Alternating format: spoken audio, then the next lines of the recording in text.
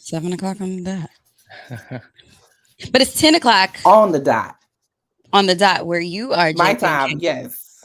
Always catching flights. I know. Forever flight Always catch. catching flights. I ain't stopping either. I'm in New York. Yes, I am in New York. All right, we bi-coastal on this episode, and we got your boy Kelvin in the building. Hi. I'm He's on also camera. on camera today if you are tuning in. And I'm Shariq LeMay. I'm J Pink K. You know what Oh, it there was a delay. And not a lot of enthusiasm, Tosh. Sheesh. Forgive us. We're bi-coastal and we're also, making and grooving it. We're adjusting to the new studio we have here at the Good News Radio. And it's gonna be a fun time. So stay tuned. This is Limelight Live. Let's get it.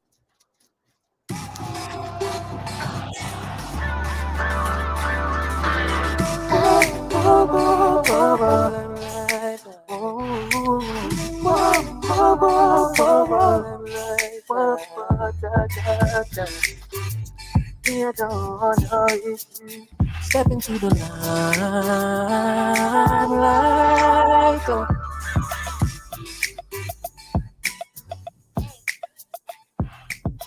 All right. How you doing, J Pink K? Look, I even said your name wrong. Wow. J Pink K. That's a first. is. Today has been a I'm day doing for all of good. us. Look, I It's don't a even know if my phone it's a is on day. mute. I know. It How's is it a going out day. there in New Indeed, York? it is. It's good. I'm out on business and pleasure.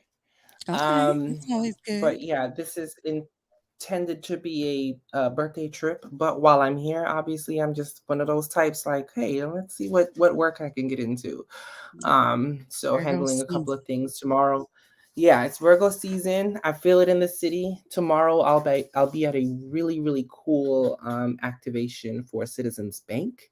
I will Nice. be sharing some footage for that. For those of you who don't know, Citizens Bank is a very prominent Black-owned financial institution, pretty prominent out here in New York, and they're doing a huge activation that will celebrate the city, all five boroughs, all of the people that comprise this incredible place, and yeah, I can't wait to share some of that. So Okay. yeah.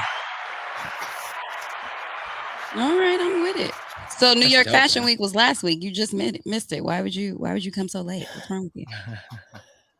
Girl, I don't play with the fashion girls no more. Like that's that was a time was had, and Yeah. I no longer am part of that. Yeah. Like I had my run with fashion, but it's fine. It's fine. Yeah.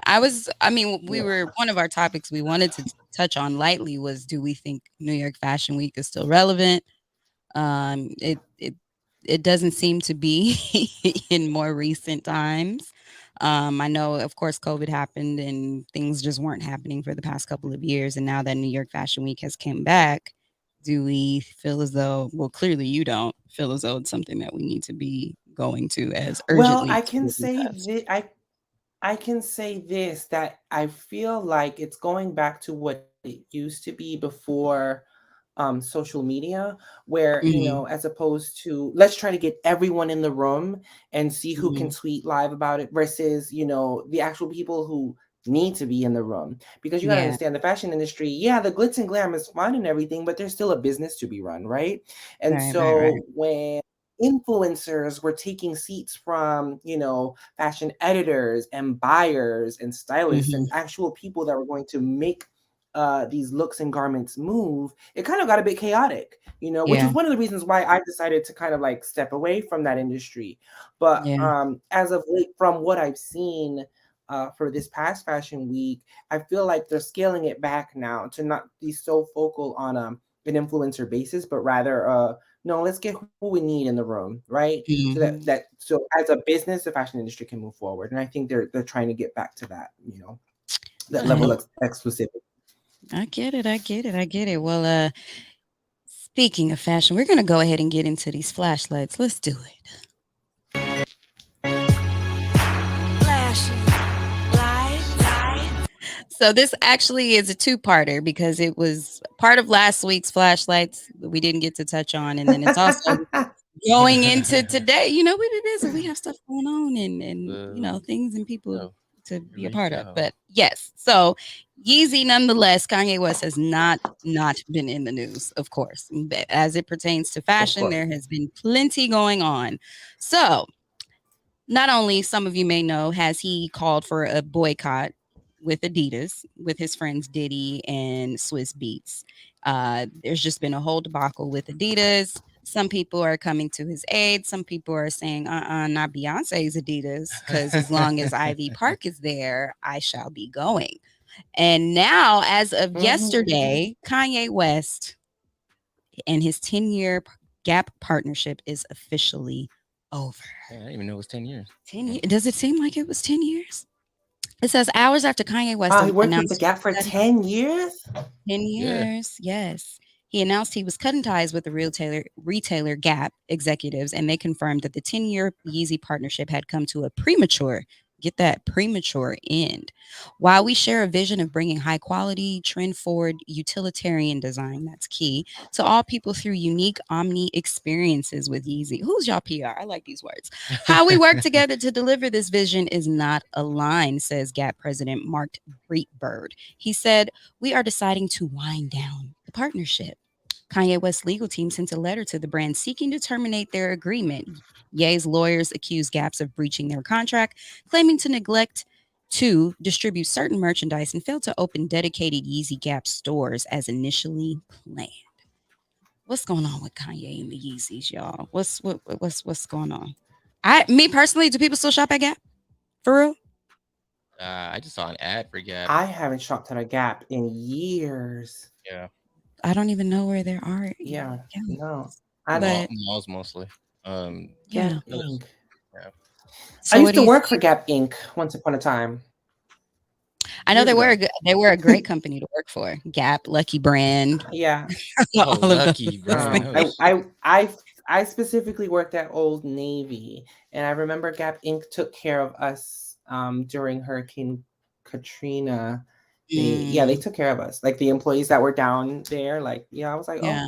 oh, okay, yes, I mean, I honestly I feel see as though y'all. Kanye can go do his own thing at this point and open up a Yeezy store. Or it could just Yeah, be like a Yeezy pop yeah, up. I I don't. don't think he needs all the extras.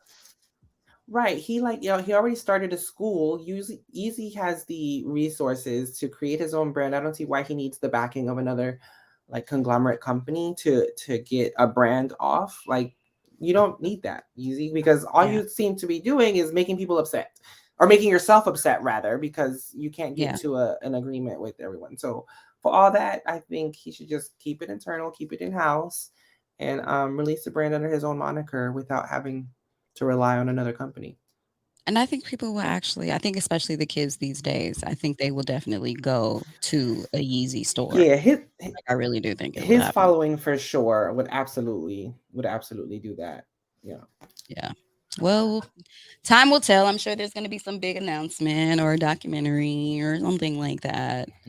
So we'll stay I'll tuned. still be Let us know how shopping at he comes. Adidas, so So then, how do you feel so about the whole Adidas? Is that how you feel? Are those is that your feelings? Same sentiments. I'm rocking it right now. So But see, Beyonce's the still there, Adidas so thing is hey. different though because he's accusing Adidas of stealing his designs and not Oh well, crediting or not making it. Oh, oh. That settles that's that. how I feel. Oh well. But really, I mean, really, that's really how you feel. What up, 'Cause Alvin? Whoa. That I mean, I don't know. Like he's accusing them of stealing the what was it? The slides, the specific slides design, I believe. yeah, And I sure, but like again, everything's been done. The shape is yeah, the same, but they altered the pixelated kind of feel and look to it. yeah, But I mean, like it's slides. Like what I don't yeah. know how inventive you can actually be there. I don't know. I side with Adidas in this one. Okay. Well, only time will tell. Let's see what happens. I personally, I don't know. I really don't know how I feel. I don't really shop at Adidas. I don't shop Yeezy, but we'll see what happens. But yeah. Well, in other news, if you have been under a rock and weren't paying attention, the Emmys were last week, and I'm excited about Mm-hmm. some of the winners. Can we give them an applause? Applause to all the winners. Applause, applause, Yeah. applause. Most notably, again, if you've been under a rock and you haven't been on Twitter or Instagram like that, Cheryl Lee Ralph, my auntie, won her first Mm-hmm. Emmy for supporting actress for Abbott Kinney Elementary. Abbott Kinney did Not so well. Abbott Kinney, Abbott just Abbott Abbott Elementary. Elementary. Kinney. Abbott Kinney is y'all. We Abbott tired. Kinney's a shopping center. I always do that. Abbott Kinney, Abbott Elementary. Yeah, tomato, tomato. There's an Abbott Kinney It here is in a Los Angeles. Thursday of all Thursdays, I Shirley. know. All right. But yeah, so Cheryl Lee Ralph, her acceptance speech was amazing. She got up on stage and she sang because she said Oh that's what she man. knows. That's all that could come to her spirit. She looked genuinely in shock that she won. Mm-hmm. And Mm-hmm. I think it's been a long time coming for her. Honestly, there's been plenty of things she could have won, Oh yeah. said award for, and she's just been amazing and regal to say the least. And her singing, her voice, and just how she just carried herself, and she spoke for everyone in terms of don't put yourself on a time limit. Don't think it can never happen because she's been in the game for Right. years. Yeah. And did you Mm-hmm. know? Yeah. I was reading she only got paid $1 for the rights for Dreamgirls. What? Yeah, her and the other actresses, $1. $1. She was paid $1. She was like 18 or 19 years old, and they paid her $1 for the rights for Dreamgirls and her character, and that's crazy. And I'm flabbergasted. There has Wow. to be some sort of legal situation that we can look into that. But Wait, but who would agree to that? And I who don't would think do she that to? read the contract. I don't know if she read the Dang, contract, but yeah. that's So wild. Did she have an agent or anything? I don't know. Yeah. Well, if she I was don't only know. 18, I mean, I can only imagine that, maybe she just didn't know. Maybe that's, yeah, she Yeah. got played. She got Yeah, played. yeah. Fortunate. She was young. Perhaps she was offered some other form of deal in place of it. Who Yeah. knows? But I mean, they probably dang, just that's paid her wild. for her rights. They didn't give her anything. Yeah, that means Yeah. you guys have to really just read your contracts Yeah. because sometimes you could think you're having a big opportunity and you just really have to, if you can, get a lawyer, get someone, seek some sort of counsel. But nonetheless, she's, like I said, remained regal. Imagine her emotions and her feelings having gone through that trauma and seeing Dreamgirls blow up the way that it has over the years, over the decades, and her not getting the rightfully so credit that she deserves. So shout out to Yeah. her. Also, huge shout out to Zendaya, who Mm. became the youngest Okay. person to win 2 Emmys for acting. Shout out to, because she an Oakland girl like me. Hey. I don't watch her show. You I don't do watch. not Oh, watch you don't watch Euphoria. I do not watch Euphoria. I attempted to watch a few episodes. I will say her acting is impeccable. Yeah. However, just the content, the subject matter, It's it's a little intense. It's too, definitely yes. intense. Yes, I have to protect my mental health, and something like that is a Yeah, little that's too why I didn't much for watch it. me. Yeah, that's why I didn't watch it. And then I just, Yeah, like it's I think we intense. mentioned it. It seems like it's a lot for people in high school. Like, Yeah. do they really go through stuff like that? I mean, I know I did it. I can't relate. Yeah, I can't relate. Not to the extent of that show. I was like, I don't know. Yeah, It's them kids different. yeah, straight up. But Those kids I different. I'm so happy for her. It's been long overdue. She's Yeah. been working hard and she's come a long way from the Disney days to now Yeah. accepting Emmys and being at Oscars and just being fabulous. So shout out to her. Yeah. Another moment Yeah. of Her the Emmy. performance oh, Go ahead. go ahead. No, you go ahead. You said her Well, I was just gonna performance. say Oh, that no. her performance for season 2 was really, I mean, and there's one specific episode that really stands out where, I mean, she Yeah, really went there as far as portraying an addict, and I mean, we just for fans of the show, as we were watching, I remember people live tweeting saying if she doesn't get an Emmy, an Oscar, like yeah, for this performance, it's insane because she really went there, and she was yeah, so convincing, and yeah, so yeah. well Definitely, deserved Zendaya. definitely. You know how sometimes I say, like, when I'm watching certain actors and actresses, I feel like I'm watching that person act. I will say with Mhm. her, I sometimes forgot that I was looking at Zendaya. and that's hard. That's Mm-hmm. kind of hard to do, you know. And I'm sure Mm-hmm. she herself has never gone through that, you know, in terms of substance abuse. But she really did go deep into that character, so much so that I had to stop watching because it was too much. So thanks, Zendaya. Yeah. Another moment from the Emmys that I thought was really special was the reunion of Keenan and Kel. Oh, that's dope. Can we give that applause for Of that? course. Yeah. Yeah, that They was had fire. a cute little sneak peek of Keenan and Kel coming together. Surprise guest Kel Mitchell popped up and he was sitting at the bar and they had a cute moment.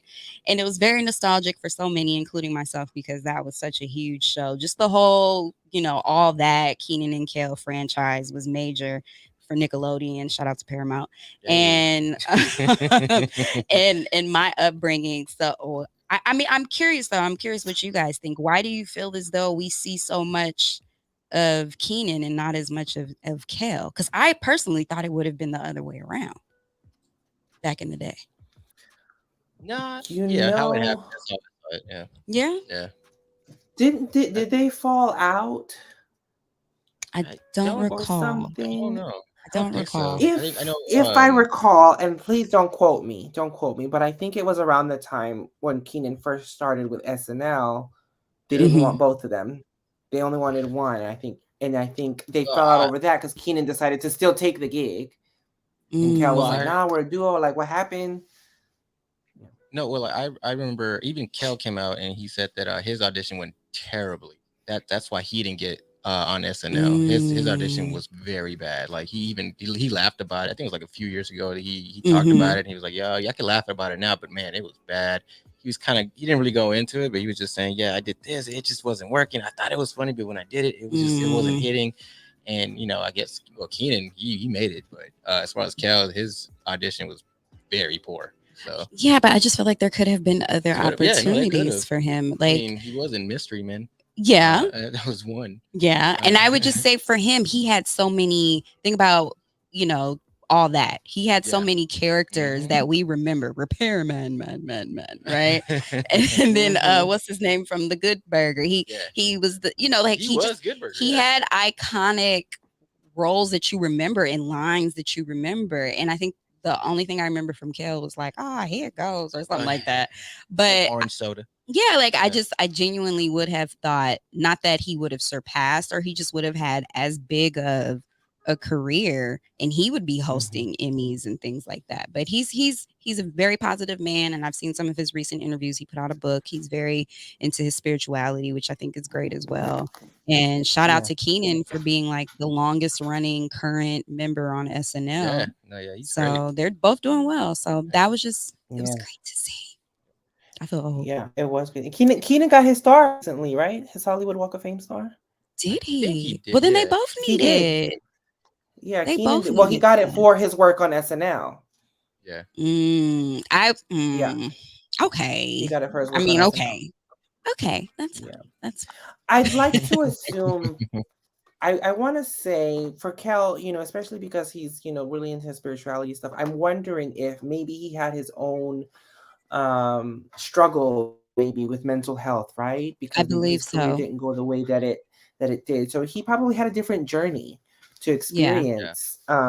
Yeah. But I feel like, we're probably gonna start seeing him now pop up in things and because he looks healthy, he looks great, he looks very positive, optimistic.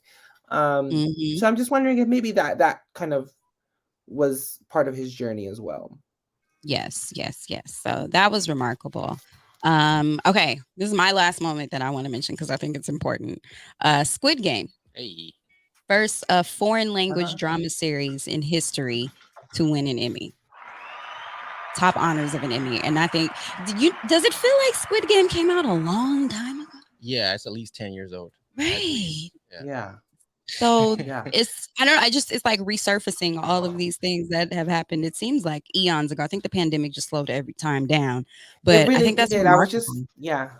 was just thinking The that like pandemic the was eight last two years. years Yeah. kind of feel frozen. It's weird.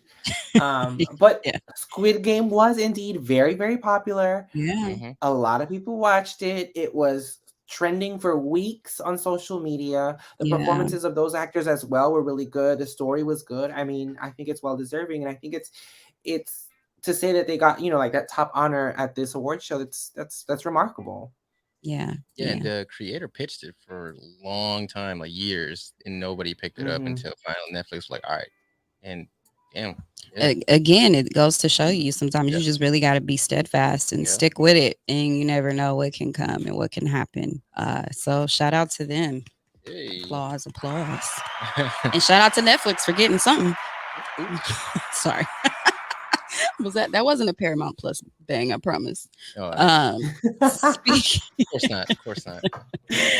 Speaking of which, I have had some insider information. We talked about it a long time ago, but it looks as though Netflix is leaning more and more towards advertising coming onto the platform. I'm sorry, you I guys. Can we get heard a about this. Womp womp. Yes, and coincidentally, in the wake of StreamYard's mass layoffs, I think they laid off about 20% of their fleet. They actually Netflix took on some of their personnel in order to help them build out this advertising platform. So, get ready, you guys.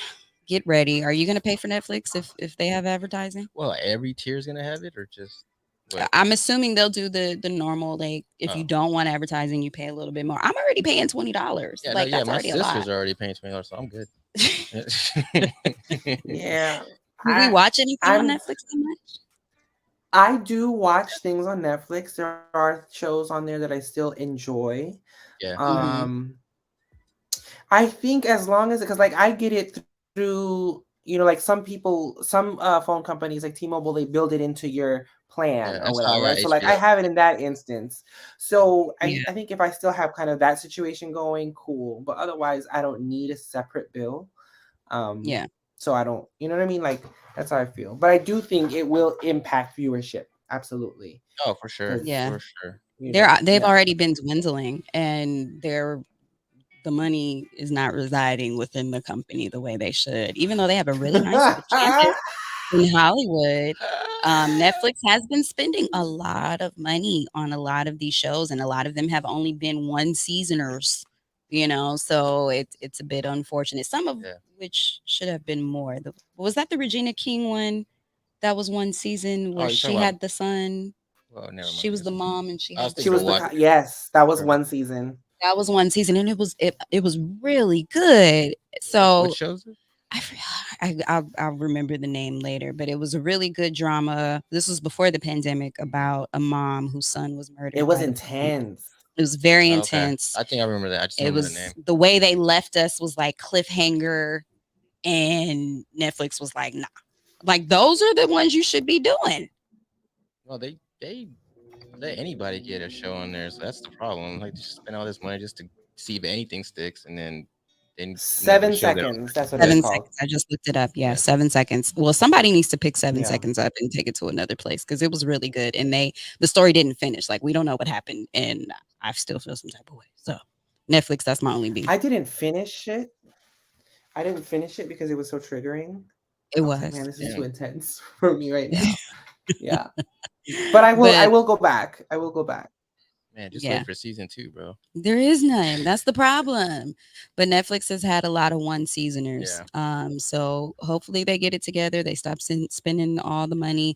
I think what takes away from Netflix compared to other streaming services, minus Hulu, of course, is okay. For example, you have Peacock now. That's with NBC, Universal. Yeah. right? You have Paramount Plus. That's with all of the channels under the Paramount CBS. Yeah, umbrella. and all that. And then you have Pluto as well. That's HBO kind of in Max. association. HBO Max, HBO Max. Showtime, that is in association with the established network. Yeah. So Netflix is, I think, a Disney. loner. Yeah, Disney as well. Netflix is a loner with it being its own bubble, its own entity streaming platform that doesn't have its feet on the ground anywhere Yeah, else. they got comfortable too. It was just Yeah. them, and now all these Yeah, other and companies. then everybody started Yeah. taking their rights away. Disney is no longer on Netflix.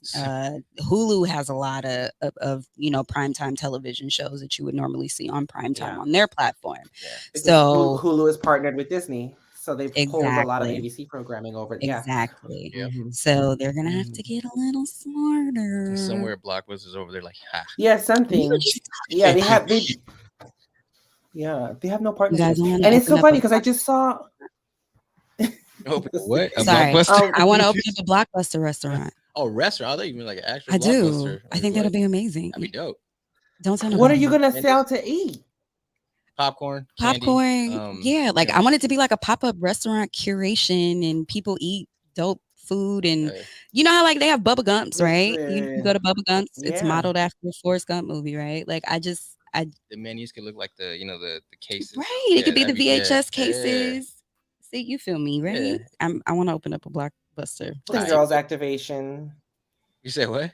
And you're like, there's a Golden Girls activation, and you're eating cheesecake in the kitchen, like it's modeled after the There you set of the go. show. And then people would just wear the Blockbuster uniform. Servers, and it'll smell yeah. like popcorn Yep. and it'll be a whole thing. And you could put movies in. Don't kill my dream. Such a hater. Listen, you better copyright it. You better copyright it. Don't I bet kill you my somebody's dream. thinking it. Right. I will. But before we go to break, really quickly, I didn't want to talk about this too long because it's pretty heavy. Thoughts and prayers to those who are going through trauma. Some of you may know that Tiffany Haddish and Aries Spears have been in the news for the wrong reasons. And as of yesterday, the accusers of Tiffany Haddish and Aries Spears are calling for the comedian and actress to be arrested immediately. Damn. I just wanted to say I want to pray for her mental health. I want to pray for both of them as well as the children that are accusing of them of abusing them. It was big headlines over the weekend. I know it's a little old now, but I think I just wanted to say that and just say it's grotesque, it's awful. Yep. But me, I just want to pray for everyone involved in this situation. Yeah. Same. Because it's not okay. We were going to have an episode about mental health and like trauma, and we didn't get to talk about it. But we are going to be right back, and we're going to get into our next topic, which is about code switching. See you soon. Code switch.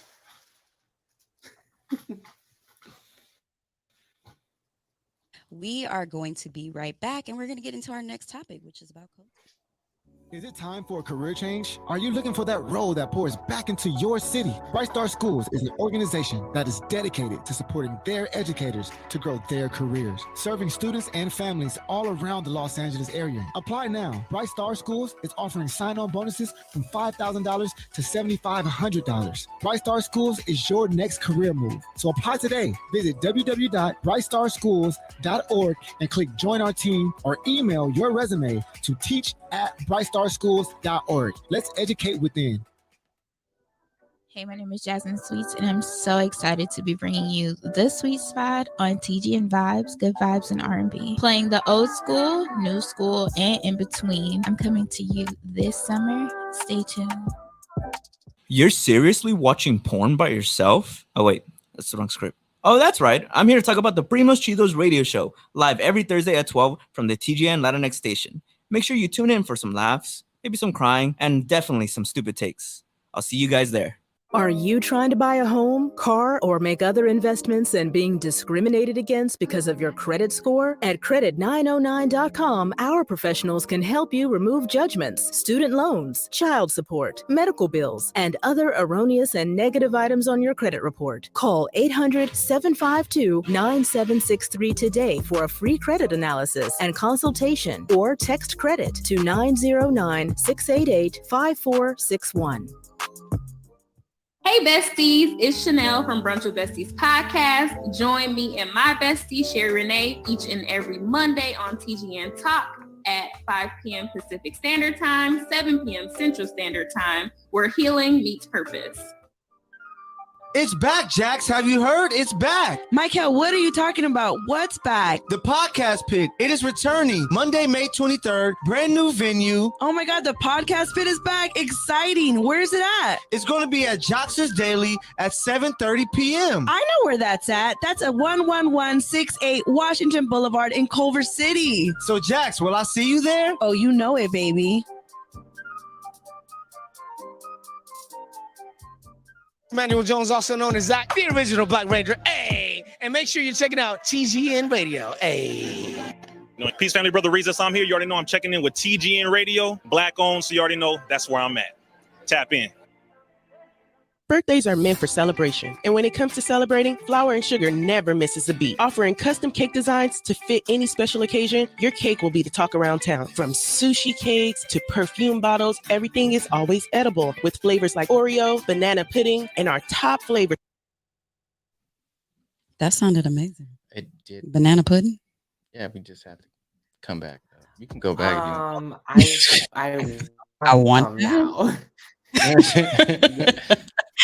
Well, Oh, thank you man. for sticking with us and enjoying the commercial break. And make sure you are following the Good News Radio and get the Good News Radio app. And, follow us. I think we're pretty cool at Limelight Live Show on all platforms, Instagram, Twitter, all that stuff. We even got a Facebook. Hey. We still on Facebook. Can you believe it? Shout out to Instagram for being very difficult with me this past week, by the way. I could not log in like 5 days. I wasn't hacked. I knew my password. Everything was fine. I just couldn't, for whatever reason, I could not log in. Say that about your Gmail. They were hating on the kid. Hey. But yes, thank you for tuning in. This is Limelight Live at the Good News Radio. I'm Shariq LeMay. I'm J Pinkay. You know what it He's is. in New York, so he's a little delayed. Don't mind him. And we've got your boy Kelvin in the That's building. me on camera. And yes, so today's topic, while we still got J Pinkay here, he's tuning in from New York. We've talked about this in passing, but I don't think we've dedicated a whole spotlight to this. And this is in regards to code switching. I hate code switching. It's exhausting. It's code. It's okay. Let's pull up a definition. Let's define it. Let's define it. Let's do the linguistic. Okay. In linguistics, code switching or language alteration occurs when a speaker alternates between two or more languages or language varieties in the context of a single conversation or situation. Multilinguals sometimes use elements of multiple language when conversing with others. That's a nice way of saying it. Yeah. Do they have like a hood version of what code switching is? An Urban Dictionary version? Urban Dictionary. They actually touched on that on Big Mouth. Broadly, code switching involves adjusting one's style of speech, appearance, behavior, and expression in ways that will optimize the comfort of those around them. That's according to Harvard Business Review. Oh, shit. I think I like that one a little bit better. That's still a little nice. But J Pinkay, how do you feel about code switching? Oh, I don't do it no more. Really? Yeah. What got you? No more. When did you do it? Well, so for me, and if we think about it, like for me, I understood code switching in regards to my queerness and my identity, and how I would put some bass in my voice when I was meeting certain types of people, or trying to straighten it up, right? So that's a form of code switching itself too. That I think the first time I saw it in the media was the example of season 2 of Insecure, when we meet Issa's younger brother, Amal, who in that first episode that he was on, he code switched. He dapped up the boys or whatever, and then he gave that snarky remark to Kelly, and then when it came to his homegirl or whatever, he queened out. It was like Barry's, and I was like, I know exactly what that is because I've done that. I've done that. I've had to code switch right at the moment. I see my girls, I'm like, hey girl, yes, and then it's one of my boys, I'm like, oh, what's good? You know what I mean? And so for me, I remember doing that often, in my teens and 20s, and it just being exhausting. Okay, which one is it? I can't, whereas now in my big old age, you go get what I give you, and so that's, I don't like it. I don't like it. And I'm glad that I'm in a place now where I'm very comfortable with being able to just give you me 100% without having to feel like I'm forcing myself to feel or act a certain way. Right. Now, do you call out other people in your circle or someone if you feel like they're code switching? Do you do that, and do you think it's okay to do that? I will do it privately because I've seen it happen. And I'm like, now damn well why are you acting like this in front of this person? I think it just depends really on how much of a big personality you might have, depending on who you're in front of, right? Maybe it doesn't have to always be so much. But I think there's a way to do it if it's like far beyond over inauthentic, right? Yeah, Then I of course. think yes, something should totally be said. But if maybe you're just toning down a little bit for whatever reason, whether it be professional or something, I mean, I don't know. Yeah, I feel the same. For me, I've become, and this term has become more popular more recently, especially with the rise of the millennial who's extra, extra, dare I say, woke. This overlying theme of respectability politics and Mm-hmm. having to be respectable in what we call in the urban communities mixed company. You don't want to always speak a certain way or act a certain way or and fluctuate a certain way around mixed company, which is going to be the Caucasian participants that are in the room. And that's a way Okay. to A, not be judged and to potentially not make them feel uncomfortable. But I think more than anything, I think people are more concerned about being judged. And Mm-hmm. sometimes, because I experienced this, and we can get deeper into how we code switch at work and within our career. Sometimes code switching happens just as a means of not having to explain yourself, not having Mm-hmm. to, you know, have more conversation than what you necessarily want to have or have the energy to have. And so you just kind of, you grin and you smile and you bear it and you go on about your day. But at times, depending on the situation, it can be extremely exhausting, especially if it's constant. Yeah. And for me, I don't necessarily not code switch. I think I try to do it in a way that is beneficial, honestly, to all of those who are around, and for me to be able to communicate with people in a way that they understand. At times when I don't code switch and I catch myself not code switching, then it's just one of those things. Like, hey, I'm unapologetic about it. But it really depends. I don't think it has to be shunned upon as much as some of the wokeness folk do. I think there's a time and a place for everything, but I'm still working on being more conscious of how I fall into the category of valuing over everything respectability, especially as a black woman, and having all the odds stacked up against me all the time, because unfortunately I have to be conscious about coming off as the angry black woman, coming off as the antisocial black woman when I'm in a large group of predominantly Caucasian people. So it's tough. It's tough, but it is exhausting because you have to think about how am I Yeah. going to say this? What am I going to say? What am I going to talk about? I hate small Right. talk. Hate it Mm-hmm. when I'm in Yeah. that code switching environment. It's annoying.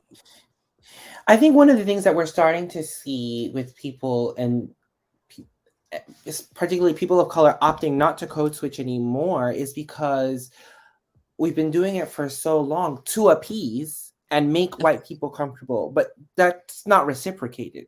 So we're in a day and age Not now at all. where we don't have to make them comfortable. For what? Like, why should we? Hmm. You're gonna you're gonna have to get comfortable because I am not a threat. I am not too much. I am not too loud. It is not my fault you're I love scared of that. me. Society told you to be scared of me, not me. Hmm. Yep. You know, and so I think we're starting to see more of that now, and we're starting to see more people of color be unapologetic about who they are and what they are, and as a ways to not have to appease to white people. Because why? What is it about the white fragility that we always have to sacrifice for? Mm, mm, That mm, shouldn't mm. be the case, and that's something that I, okay, I don't. Want to tweet Yeah. that. No, Yeah. definitely. For me, just and when I say exhausting, and I'm sure a lot of people can identify if they do partake in a certain level of code switching. Even when I don't code switch, it's exhausting because I don't feel as though the other party gets me. That's all we want in life is to feel understood. We want to feel seen, we want to feel heard, we want to feel understood. And when I'm in a situation when the majority of the people around me don't identify with what I identify with, it can be sad, it can be lonely, and it can be tiring, and sometimes you Yeah. end up being the isolated one in the group, and people may think you're being antisocial when in all actuality you just don't connect with the rest of the people in the room. And I Hmm. think maybe white people, I'm going to say it, they could be a little more proactive and understanding that and having that knowledge, if you want to be an ally, recognizing that, and maybe just trying to engage in conversation that you can bring the person in and let them know, hey, what do you want to talk about? What's going on in your life? What's something you can teach and show me?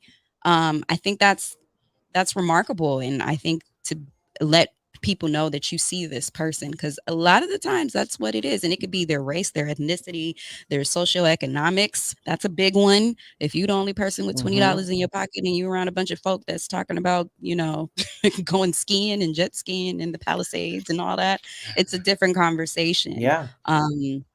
So I think it works both ways. It works both ways, but it's something I'm still working on. I can admit to that. Hi, my name is Shariq Lume, and I'm a code switcher at times. What about you, Kelvin? Not really. I don't feel like I need to. I never really cared for it either. I've noticed it, but I to each their own. So, Yeah. you know, um, Have you ever felt as though code switching has benefited you in any way? Either of you? I mean, I don't know. In certain settings, I guess, sure, but I don't put much stock into that. I'm just myself. So that's good. I want to be like Kelvin. I think I used to, but then I've realized that, at least now in my 30s, and we also have to understand the time we're in now, because definitely. this decade and where we're at socially, the climate is very different from when it was 10 years prior to that, right? And so I keep that into account, and so I feel like now that I do less, right, and I show up as my most authentic self in the spaces that I occupy, it's proven to be beneficial for me, right? I think, and I can't say that would work for every industry yet, but at least for me in the media industry, and in publicity, and in spaces of creativity and marketing, it has worked to my advantage, right? That's true. I'm a worldly person. I'm also, I'm from New Orleans down, right? And then there's this, obviously I'm part of the queer community, and I meet at several intersections, right? And so being able to show up authentically as all of those things in rooms where that isn't represented, there's been several instances now in this part of my career where that's been beneficial to me to not code switch. I think when I was younger, it was more so out of safety versus benefit. I just not Safety trying is to get dumped. key. Exactly. Safety is definitely key. We read the definition, but what does code switching look like, right? Like, I kind of want to dig a little bit deeper because people could be thinking all kind of different things. So my personal experience, code switching for me is I'm in a professional setting. I'm in a room full of wahites, as we like to call it on this show. And I may not talk like how I'm talking right now. I may not have certain inflections. My cadence might be a little different. I don't go full in Becky mode. Sorry for saying that if that's not politically correct. But Girl, we don't care. I've always been a person who speaks, I think, eloquently and can use my words to my advantage. And I've been taught to speak well, is what people would say. It's so funny, when I had a family reunion 20 years ago or so, we were with our cousins from Chicago, all the California side and the Chicago side, and the Chicago cousins was like, y'all talks proper. Oh. And we was like, what? We speak properly? So for them, it's like they probably thought we are code switching. But and then after a while, when you talking to a country person for a good amount of time, and sometimes I do that with you, JP, you start talking country too. You be like, shawty, what? No. But I've always been told, even as a little girl growing up, like, oh, you speak very well. Like, you're very well spoken. And what does that mean? It's because I use English words, and I'm from deep East Oakland. I can switch it up real quick. And I do, just depending on the situation. Oftentimes a lot of people, when they get mad, they realness comes out real quick. So I think that's the time where I probably use it to my advantage, is when I'm upset, or if I'm in a conflict with someone who may not be from my part of the woods, and I have to get them to understand where I'm coming from in a way where they're not going to get distracted or put off by my blackness, by my black womanness, um, in a way that we can get somewhere with the situation without you being offended or scared or whatever. Because, like you said, I'm not a threat. I just like to move forward with my life in a productive manner.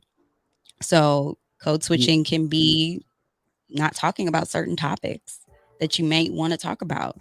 When I'm with certain coworkers, there's certain things that may have happened over the weekend that I don't talk about because they're not into that type of stuff. They're not into the same type of music, same type of entertainment. They probably don't know who Tiffany Haddish is. Maybe, who knows? But I just find myself not engaging in those types of conversations. And then they talk about things that I don't necessarily want to talk about. So I just kind of excuse myself from the conversation. But if it's something like bird watching or something like that, Yeah. I'm not gonna be like, oh yeah, the robin. No, I'm not gonna do that. But that can be a form of code switching, is engaging in those conversations. You don't know nothing about Uh-huh. child, Right. and I may ask questions so that I can gain some insight. But if I'm not interested, I'm not. Hmm. Period. Yeah. So Yeah, that's and you know what, and that doesn't have to be something that's rude. I can genuinely say, you know what, I don't know nothing about that. Mhm. Enlighten me. Right? Because I think that if you look at it that way, where then maybe, it's an opportunity to build a bridge, right? Yeah. And connect. Even though I might not be at all interested, but if it's a better way for me to understand you, and let's say this is someone that I have to interact with on a a daily basis or Right. weekly basis or whatever, um, there's an opportunity there to maybe find some middle ground, right? Yes. Um, yeah. One thing that you said though is like when you said when your Chicago cousins or whatever, they said that you talk proper and stuff. I can say though, there is this I think there is a code switch that I still do to this day that I don't realize it's happening, but it's because I've Mhm. Mhm. adapted to a region. So like, Yeah. I've been on the West Coast now for 12 years, and Mhm. my New Orleans accent isn't so thick anymore. It really isn't. Like I work in Mhm. media too, so it's there's some certain inflections that have lost me. But the second I'm around some New Orleans folk, it's baby. It's Like way it comes right back. So I don't even know if you could call that a code switch, or if it's it's just something that, adaptation.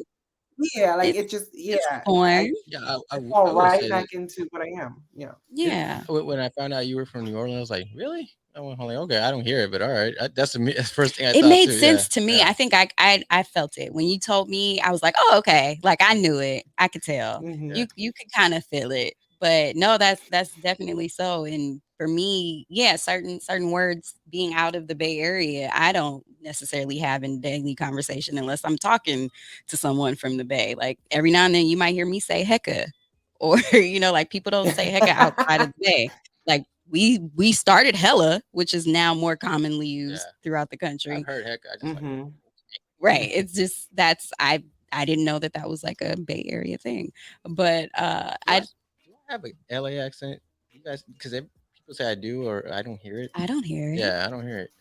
I don't. Yeah, I say car like a Well, normal there was person. there's a debate that LA folks don't have an accent, which I'm like, y'all got an accent, don't even. I But could tell. I I think can it's kinda just tell. it depends. Yeah, it Yeah, I know depends there on is one. neighborhoods and where you grew I up. don't think I have it, but Yeah. I don't Well, know. Yeah. well, I did pull up a really interesting article on NPR, which is one of my faves. And it basically breaks down 5 reasons why people code switch. I'm just going to go through them real Let's quickly. do it. Number one, Okay. our lizard brains take over. The most common examples of code switching are completely inadvertent. Folks would slip into a different language, like you said, or accent without even realizing it Yeah. or intending to do it.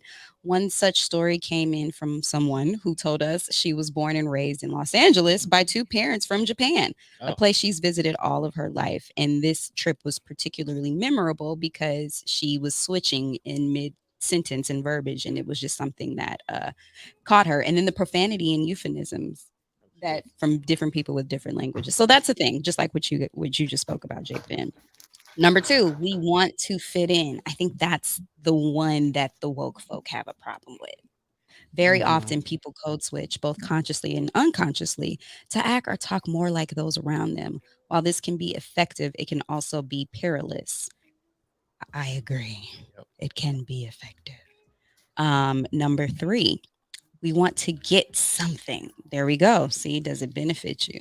A lot of folks code switch not just to fit in, but to actively integrate themselves to others. We cannot tell you how many dozens of stories we got from people who work in the service industries who said that a Southern accent is a surefire way to get better tips and more sympathetic customers. Why is that, J Pen What? K?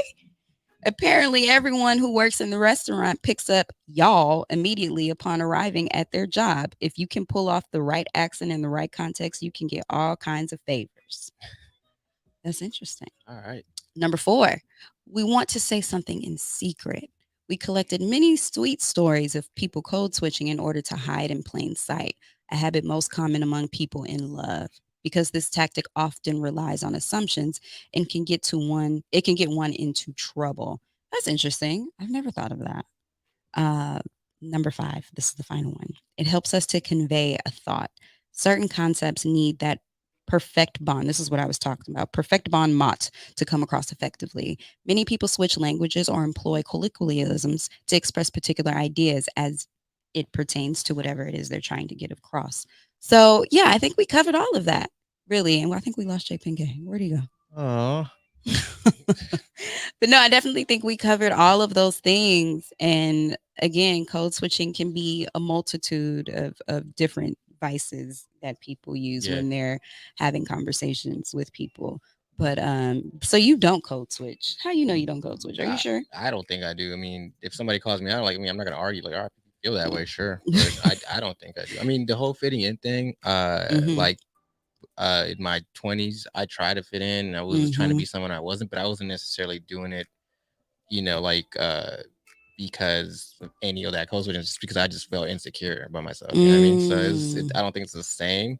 Yeah. But now I'm just comfortable with who I am, and like I've been telling people proudly, like, oh, I like who I am now. So There you so go. I'm just trying to keep building on that confidence and just being my genuine self. So, Yeah, I think there's definitely a level of confidence that comes with yeah. not having to code switch. And then I think people who shun people who don't code switch, I think they lack that confidence and they Yeah. don't understand the confidence within that person. Yeah. And somebody could be just, I would say, like Lizzo, for example. How many people have a problem with Lizzo? They want Lizzo to cover up. They want Lizzo to not talk about this. They want Lizzo to look a certain way. I have this simple solution. What?